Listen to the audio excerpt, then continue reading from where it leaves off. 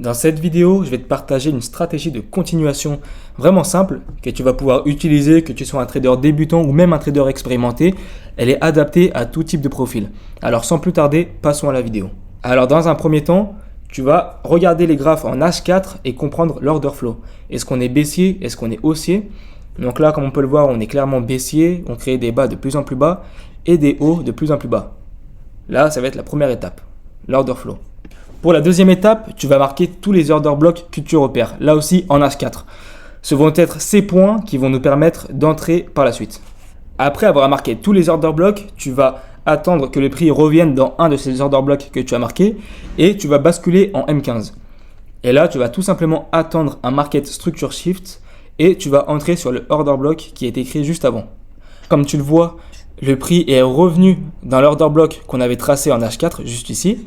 Et on a créé un haut plus haut et un market structure shift en cassant le bas qui a été créé. Là, on a eu l'apparition d'un order block et tu vas tout simplement entrer à ce niveau-là.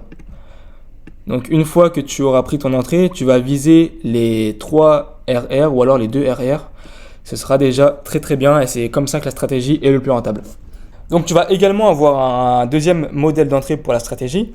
Au lieu de marquer les order blocks et d'attendre que l'on revienne à l'intérieur, tu vas tout simplement attendre que l'on sweep un buy side liquidity, si on est en tendance baissière par exemple. Donc là, on est en tendance baissière comme on peut le voir. On a un haut qui a été créé. Tu vas attendre que l'on sweep ce haut, donc cette buy side liquidity. Et en M15, tu vas tout simplement attendre le même modèle d'entrée qui est un market structure shift. Donc là, par exemple, c'était le haut qu'on a tracé juste ici. On a sweep ce haut et par la suite, on a créé un market structure shift et tu vas entrer là aussi sur l'order block en visant un risk reward de 2 ou de 3. Alors avant de passer aux exemples sur les graphes, je vais te demander comme d'habitude de t'abonner et de mettre un like. De 1 pour le contenu gratuit que je te partage et de 2, ça permet vraiment de développer la chaîne. Je te remercie d'avance. Nous voici devant le premier exemple. Comme on peut le voir ici, la tendance est clairement bearish. On crée des bas de plus en plus bas et des hauts de plus en plus bas. Et juste ici, à ce niveau-là, on a un order block. Donc, je vais le marquer en H4. Et là, rappelez-vous, une fois que le prix revient dans l'order block, on va passer en M15 et tout simplement attendre un market structure shift. Donc, le market structure shift a eu lieu à ce niveau-là.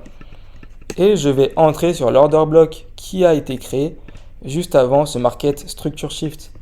Donc là, je mets mon entrée ici. Le stop loss juste au-dessus de la mèche. Et là, on va viser les 2 RR ou alors les 3. Donc là, on peut remarquer qu'on a un énorme imbalance qui a été créé. Et on peut donc viser facilement les 3 RR. Et pour le deuxième exemple, le dernier exemple qu'on va voir aujourd'hui dans cette vidéo, ça va être un modèle d'entrée en utilisant le sweep de la buy side liquidity. Comme on peut le voir ici, la tendance est clairement baissière. Pareil, on fait des bas de plus en plus bas, des hauts de plus en plus bas. Ici, on a un point de buy side liquidity. Vous voyez, à ce niveau-là, on va sweep cette buy side liquidity et je vais passer en M15. Là, pareil, après le sweep, je vais attendre un market structure shift qui va avoir lieu ici. Et comme d'habitude, on va entrer sur l'order block qui a été créé avant ce market structure shift. Hop là, je le marque. Et là, du coup, on prendrait la position juste ici sur la bougie blanche. Comme d'habitude, stop loss juste au-dessus. Et là, on peut viser les 2 risk reward ou alors les 3. Les 3, vous voyez. Et là, boum, ça passe parce qu'on a de la liquidité là aussi à récupérer. Et la tendance générale est baissière.